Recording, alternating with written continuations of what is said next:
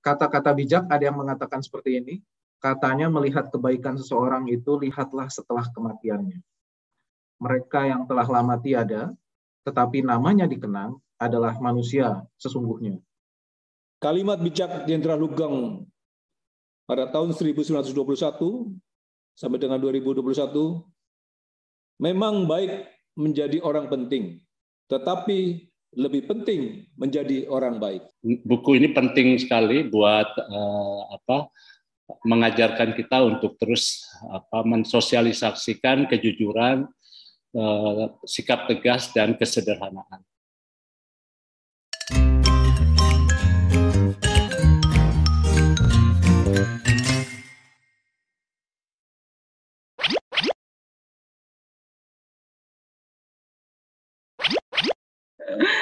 Sebelum memulai, saya sampaikan rangkaian acara kita hari ini. Pertama terdapat sambutan, kemudian dilanjutkan acara inti yaitu bincang buku, tanya jawab, dan penutup.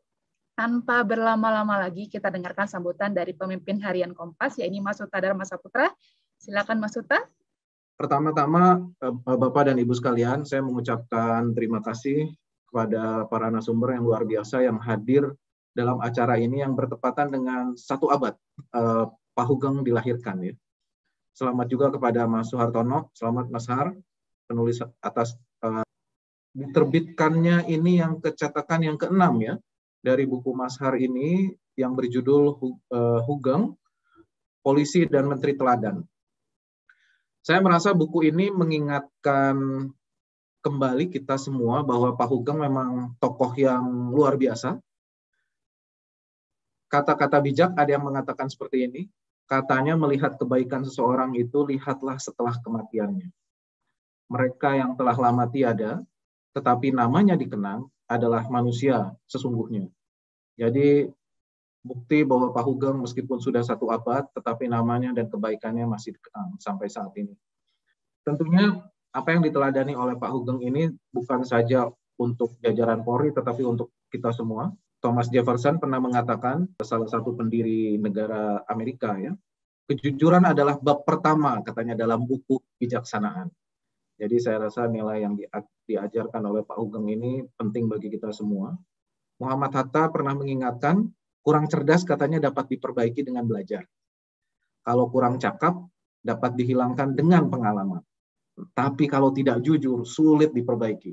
Nah, jadi saya rasa nilai-nilai Pak Hugeng ini penting.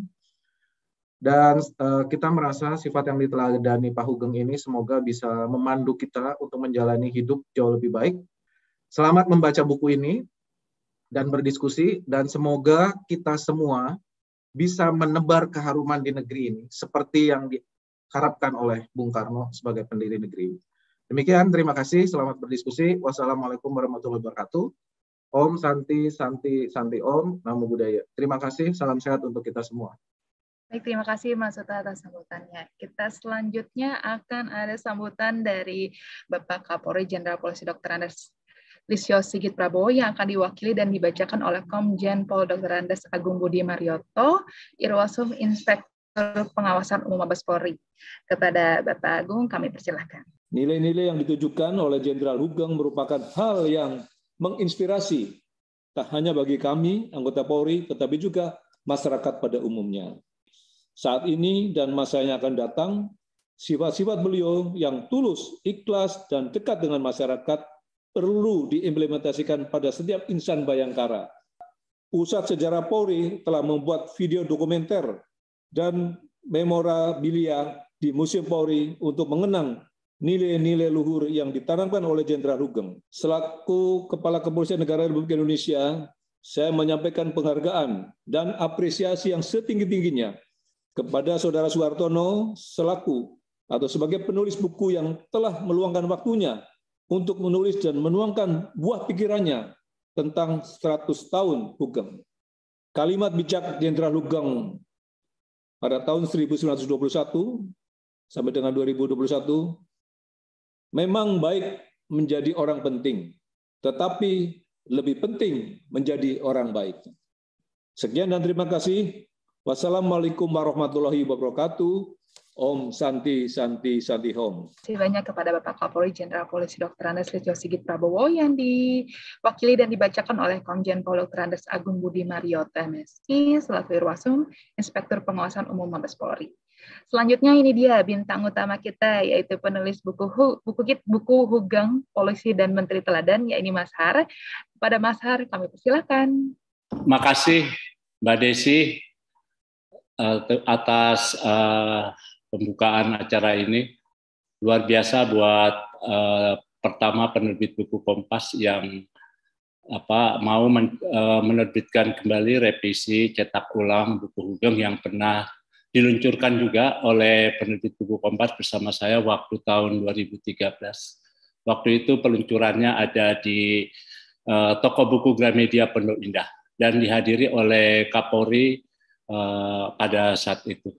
Terima kasih Pak Kapolri dan Pak Budi atas sambutannya untuk mengantar diskusi ini, dan juga Pak Suta, Pemret Harian Kompas, yang saya pesan juga karena buku ini penting sekali buat mengajarkan kita untuk terus mensosialisasikan kejujuran, sikap tegas, dan kesederhanaan. Khusus untuk Mas Bambang, Ketua MPR, beliau ini hadir waktu peluncuran buku ini pertama 2013 di Pondok Indah. Beliau hadir pada waktu itu dan memang konsen sekali Pak Bambang ini untuk ikut memperbaiki dan membantu dalam peningkatan perbaikan citra Polri. Terima kasih Mas Bambang, dan paling utama saya mengucapkan banyak terima kasih terutama untuk Mas Tok nih, Mas Guntur yang tiap hari saya ganggu, kadang-kadang telepon atau datang ke rumah menggali informasi relasi hubungannya dengan Pak Hugeng, keluarga Bung Karno, dan Mas Tok menyempatkan diri untuk bercerita beberapa hal yang beliau ingat tentang bagaimana relasinya Pak Hugeng dengan ayahnya, dengan Pak Bung Karno. Dan juga Bang Panda ini. Bang Panda ini ternyata luar biasa. Beliau itu wartawan kesayangannya Pak Hugeng pada tahun 70-an ini ketika Pak Hugeng menjadi Kapolri. Banyak hal yang diceritakan dan beliau baru menerbitkan satu buku, dua buku bersambung. Satu buku ini judulnya Lahir Sebagai Petarung, sebuah autografi. Nah, di dalamnya itu banyak menceritakan tentang bagaimana integritas dan ketegasannya Pak Hugeng. Nah, beliau nanti akan banyak bercerita tentang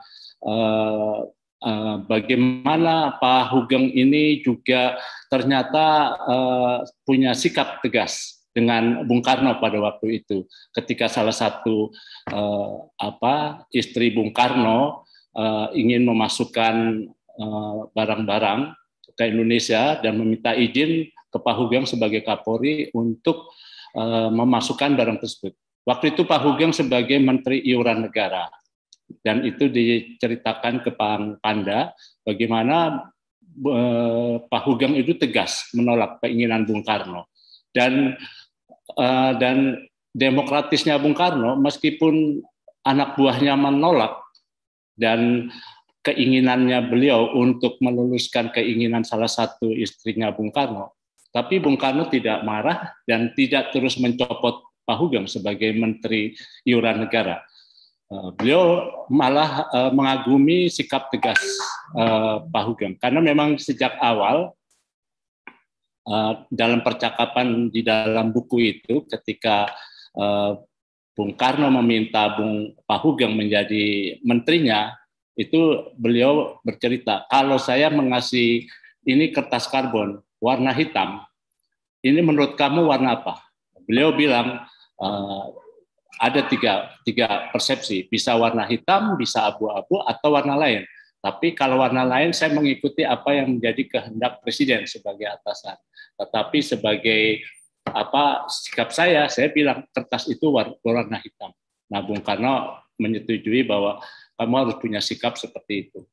Jangan bergantung kepada saya sebagai presiden. Itu salah satu yang ada dalam buku revisi cetak ulangnya tentang Pak Hugeng ini. Dan terakhir yang saya sangat hormati dan betul kagumi juga pendapat-pendapatnya, karena Bu Pungki Indarti ini anggota Komisi Kepolisian Nasional yang sering dikutip oleh teman-teman di Kompas.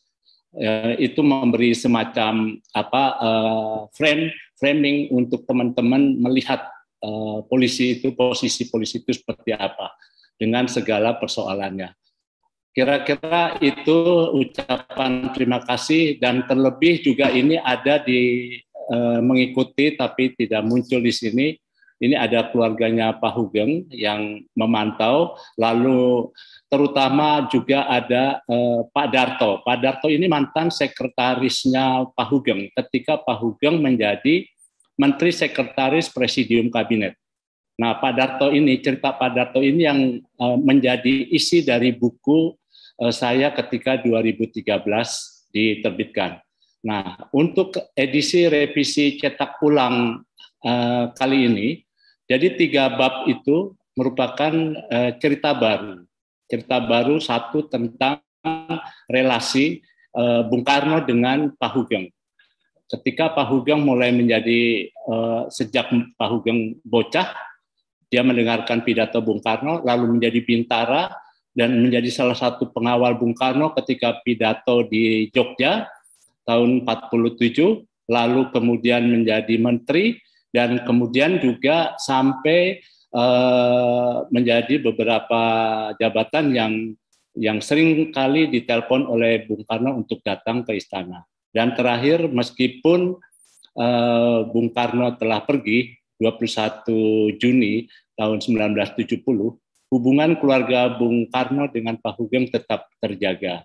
Dan bagian kedua dari buku ini yang baru adalah tentang bahwa Pak Agung, Pak Hugeng sebagai polisi belum banyak dikenal. Jadi ini ada cerita di buku itu, saya ceritakan bagaimana cucunya Pak Hugeng itu yang menggunakan nama Hugeng oleh teman-temannya ditanyakan dan juga dipersoalkan. Kenapa menggunakan nama Hugeng? Hugeng kan cuma cerita masa lalu, kok pakai Hugeng?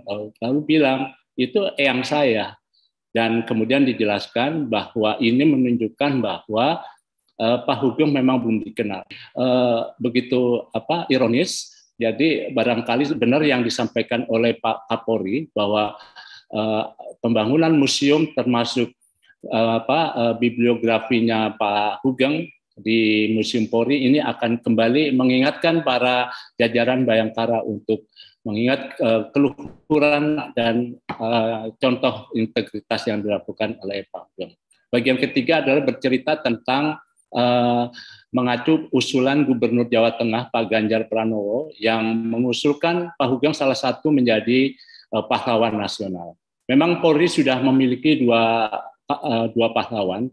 Pak Kapolri pun mendukung usulan Pak Gubernur agar Pak Hugeng menjadi salah satu pahlawan nasional dari kepolisian yang akan menjadi panutan buat generasi muda. Kira-kira bukunya itu seperti itu. Mohon maaf kalau saya agak panjang. Sekian dari saya dan terima kasih banyak atas narasumber, atas bantuan, informasi, wawancara, dan sambutan Pak Kapolri dan teman-teman di Kompas yang mendukung acara ini. Terima kasih. Selamat siang, Mbak Desi. Terima kasih. Banyak Mas Har atas sambutannya. Baik Mas Har, sambutan sudah diberikan, kita langsung saja ke acara inti yang akan dimoderatori oleh Mbak Nia. Tapi sebelum itu, terdapat hadiah paket buku dari penerbit buku Kompas untuk 3 penanya terpilih. Jadi siapkan pertanyaan Anda untuk mendapatkan paket buku tersebut. Satu lagi nih. Jadi buku ini bisa dipesan di gerai.kompas.id, ada diskon 20%. Tapi buku ini masih pre-order ya.